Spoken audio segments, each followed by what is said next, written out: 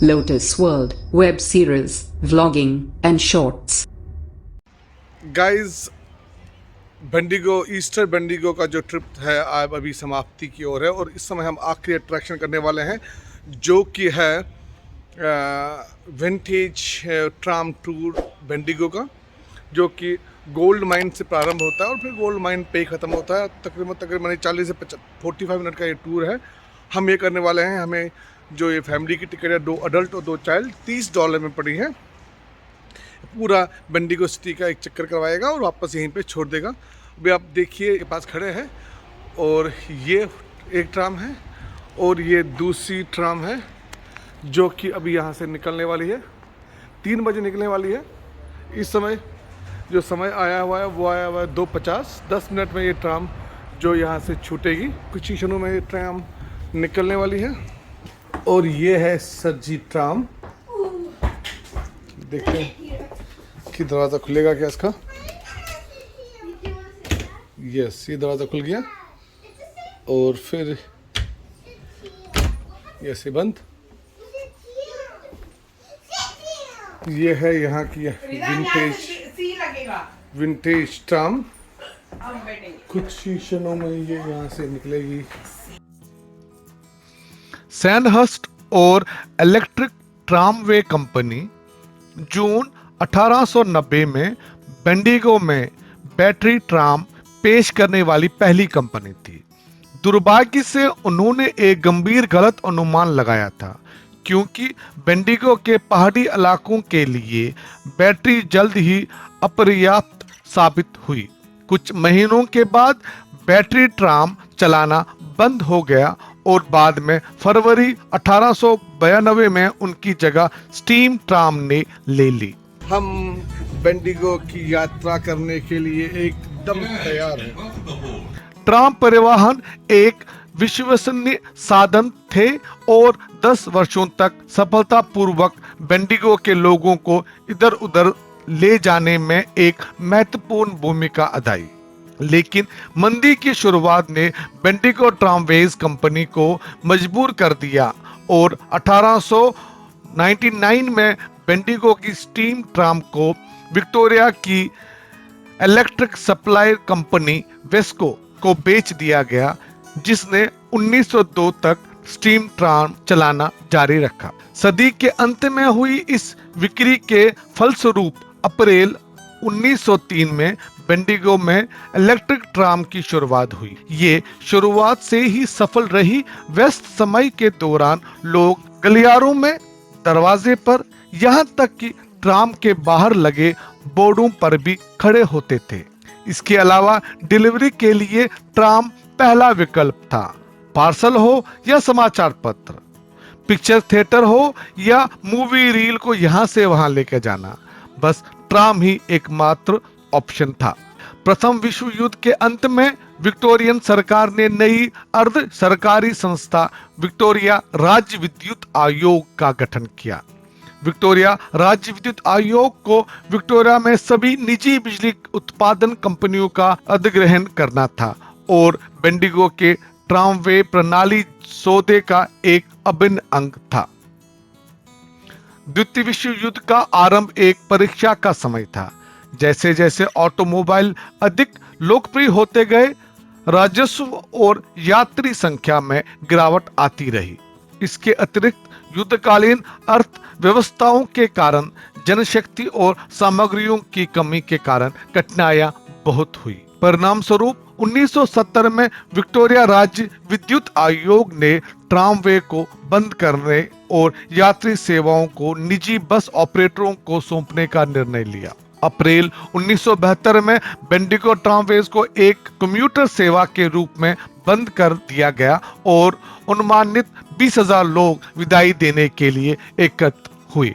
निजी बसों में बदलाव की व्यवहारिकता के बावजूद बेंडिगो की सड़कों से ट्राम के गायब होने का विचार समुदाय को आसानी से पसंद नहीं आया। कई लोगों ने महसूस किया कि अतीत की विरासत को बर्बाद किया जा रहा है और नवगठित बेंडिगो ट्रस्ट को, बेंडिगो सिटी काउंसिल को एक सबमिशन प्रस्तुत करने के लिए बुलाया गया था, जिसमें सुझाव दिया गया था कि पर्यटक ट्रामवे के लिए 2 साल का परीक्षण किया जाए। हालांकि बेंडिगो ट्रामवेज के बंद होने की अगुवाई में ट्राम संग्रहालय अपने संग्रह के लिए बेंडिगो के कुछ ट्राम हासिल करने के लिए प्रतिनिधित्व कर रहा था। उदाहरण के लिए विक्टोरियन राज्य विद्युत आयोग ने एडिलेड में स्थित ऑस्ट्रेलियन इलेक्ट्रिक ट्रामवेज म्यूजियम को बिर्नी नंबर 29 आवंटित किया था। बेंडिगो ट्रस्ट को ऑस्ट्रेलियन इलेक्ट्रिक ट्रामवेज म्यूजियम से किए गए वादे के बारे में कुछ भी नहीं पता था, इसलिए जब ये पता चला कि ऑस्ट्रेलियन इलेक्ट्रिक ट्रामवेज म्यूजियम अक्टूबर 1972 में बिर्नी नंबर 29 को लेने जा रहे थे, तो उन्हें इस बात का कोई अंदाजा नहीं था कि उनकी गतिविधियां हंगामा मचाने वाली थी, क्योंकि सवाल उठाए गए थे कि वास्तव में किसके पास अधिकार था बेंडिगो की ट्राम का।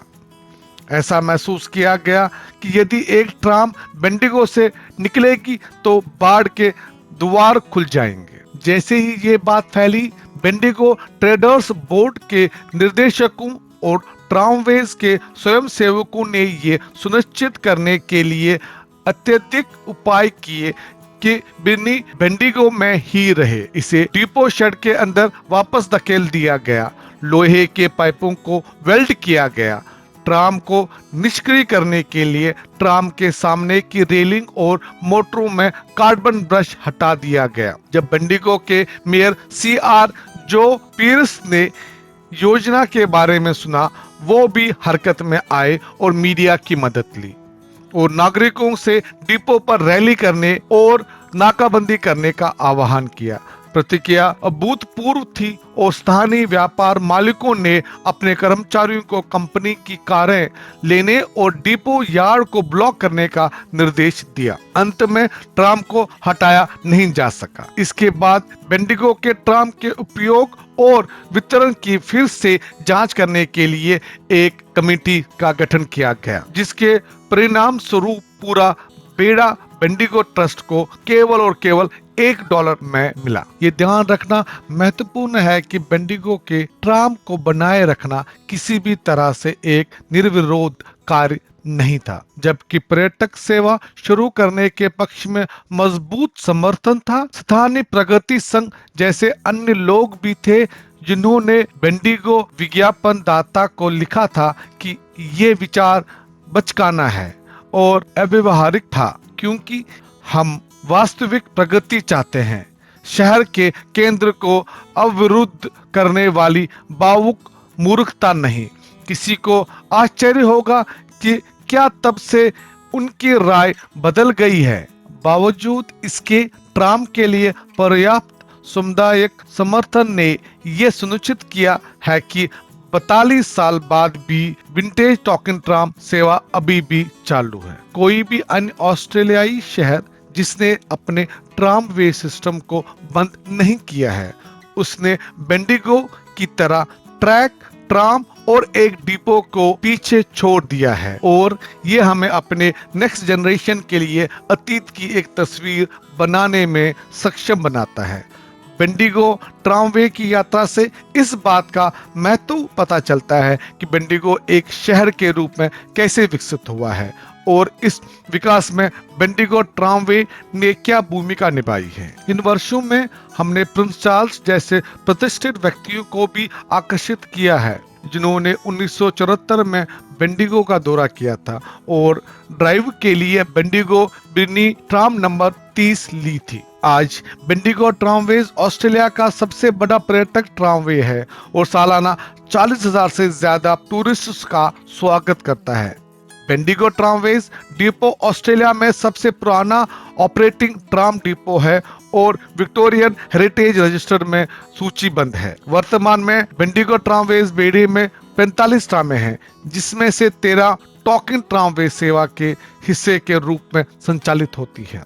बेंडिगो ट्रामवेज के पास एक ऑन साइट पुरालेख विभाग है, जिसका एकमात्र मिशन है ट्रामवेज दस्तावेजों, फोटो, यांत्रिक योजनाओं और कलाकृतियों को संरक्षित और सूचीबद्ध करना। ये न केवल ये सुनिश्चित करता है कि जो जानकारी हम अपने पर्यटकों को देते हैं वो ऐतिहासिक रूप में सटीक है, बल्कि ये भी सुनिश्चित करता है कि जानकारी और कलाकृतियां जो हमारी विरासत से सीधा संबंध रखती है, संरक्षित है और भविष्य की पीढ़ियों के लिए उपलब्ध है। हमारी ताकत हमारे लोगों में है और हमारे कई टूरिस्ट की उनकी अनुभव के बारे में अंतिम टिप्पणियां ये दर्शाती है कि उन्होंने हमारे कर्मचारियों की कंपनी और जुनून का कितना आनंद लिया है। 1970s and is one of the few remaining buildings in its type in Australia. It is constructed with locally handmade bricks painted red, symbolising happiness, strength and vitality. The Joss House remains a place of worship and is regularly visited by Westerners who travel quite some distance to pay their respects to Wan Di, the god of war and prosperity, to whom the temple is dedicated. Check with the driver or conductor about the Joss House opening hours, and if you are getting off here, please mind the step, use the handrail, and leave the tram to the right-hand side. Trams commenced in Bendigo in 1903 and they finished as a public transport system in 1972. They were operated by the State Electricity Commission of Victoria, the SEC, who also ran trams in Ballarat and Geelong. The SEC purchased their trams mainly second-hand from Melbourne. Although this one didn't come from Melbourne, this was built in America and ran in South Australia. And then it was transferred to Geelong, and then it came to Bendigo in the 1940s. The reason it rocks around a bit is because I'm a terrible driver. Now the reason it rocks around is it's only got one set of wheels in the middle. Not like that one, so it's set of wheels on the other end.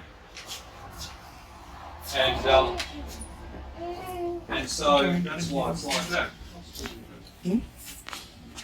The SEC ran the trams in Bendigo, the passenger trams, from about 5:30 in the morning until about 11 o'clock at night, and they ran on this line, North Bendigo, and all the way through the city the way we've travelled, but at the Central Deborah Gold Mine, the tram lines continue down the main road for about another 2 kilometres to Golden Square. And at the city centre at the fountain, they ran up both sides of that intersection at the fountain, up View Street, past the Art Gallery, out to Eagle Hawk, which is 6.5 k's, and then up the other side, up Mitchell Street, past the station, and past along Carpenter Street, out to out to Quarry Hill, which is about 3.5 k's to the cemetery there. That's where the cemetery goes through. And that was the extent of the trams, but as Bendigo was expanding, so too did they need to expand the tram lines. And that was too expensive, so buses took over. So in the last few months of the passenger service, all these tourists were coming to Bendigo, riding on these old trams actually, and so forth. So I thought, we'll keep this open for tourists. So we run every day and employ a lot of people, still a lot of people are employed on the trams, and that's how it all came about. So there's your history lesson in a nutshell. Okay, we'll head off now.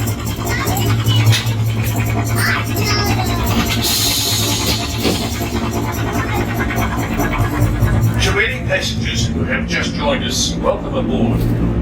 On your left, you will see Pepper Green Farm, a community-run market garden. These gardens have been here since the 1850s and were started by the Chinese, who made up a quarter of the town's population in the 1856. At the time, the Chinese saw an opportunity to supply fresh vegetables and ingredients. For many years, the horse-drawn wagons laden with fresh produce were a familiar sight around Bendigo. The Chinese also recognised other business opportunities. Evidence of one such business was unearthed next to the gardens in 2005 when archaeologists discovered a 19th century Chinese brickmaking kiln. It is significant as the only known example of a Chinese brickmaking kiln on the other side of China.